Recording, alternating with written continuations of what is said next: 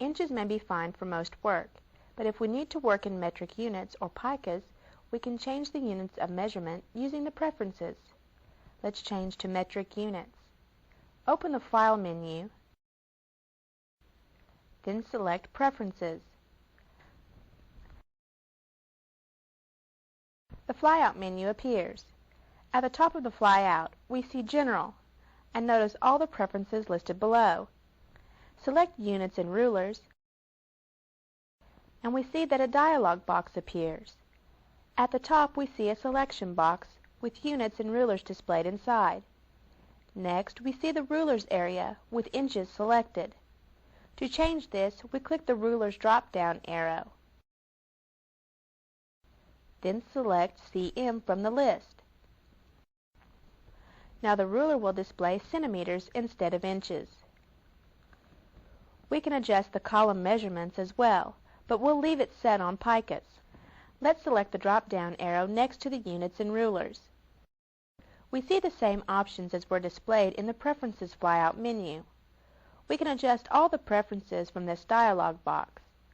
Let's select Guides and Grid from the drop-down menu. We can use custom colors for the guides if the current color is difficult to see on our image. Click the color drop-down arrow in the Guides section of this dialog box, and select Yellow from the drop-down menu. Next, we'll click the Style drop-down arrow and select Lines from the menu. Now the guides will be solid lines instead of dashed lines. We'll leave the grid settings as they are and click OK to close this dialog box. Notice the changes that were made to our guides and rulers.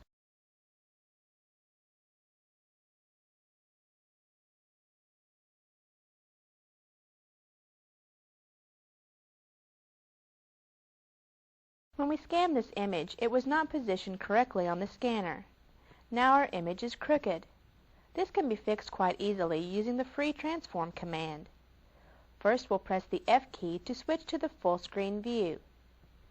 This will allow more area to adjust the image. Next, we press Ctrl+A to select the entire image.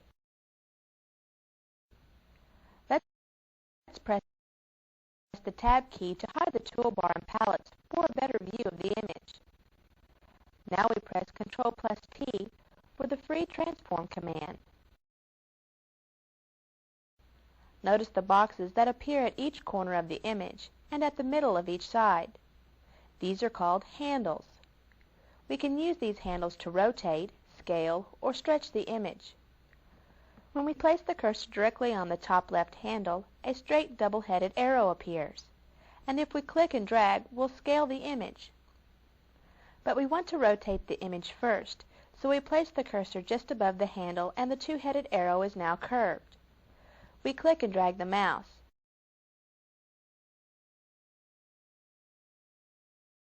And the image is rotated. We'll continue to rotate the image until it's straight.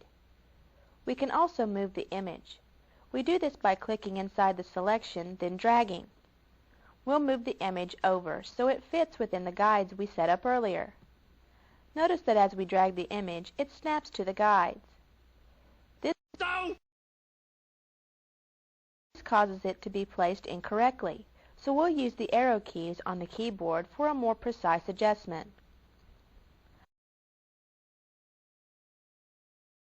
Finally, we double-click inside the image to apply the changes. Then press Ctrl+D to deselect the image. The image is now straight, but we have another problem. The corners of the image are cut off and the white background is showing.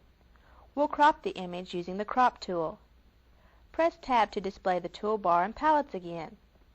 Then we click the rectangular marquee tool and hold down the mouse to display the flyout menu. We'll select the Crop tool, the last tool on the toolbar. Cropping an image is as simple as making a selection.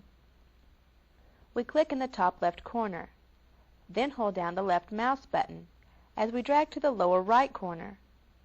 We release the mouse and see a dotted line defining the area to be cropped. Notice the edges of the selection snap to the guides. This tool created boxes at each corner, the same as the free transform tool. We can drag these boxes to adjust the selection, but since it is aligned with our guides, we'll leave them. Then we double-click inside the selected area, and the image is cropped. We no longer see the white background, but we have cut off much of the original scanned image. Let's save the file by pressing Ctrl+S, then Save.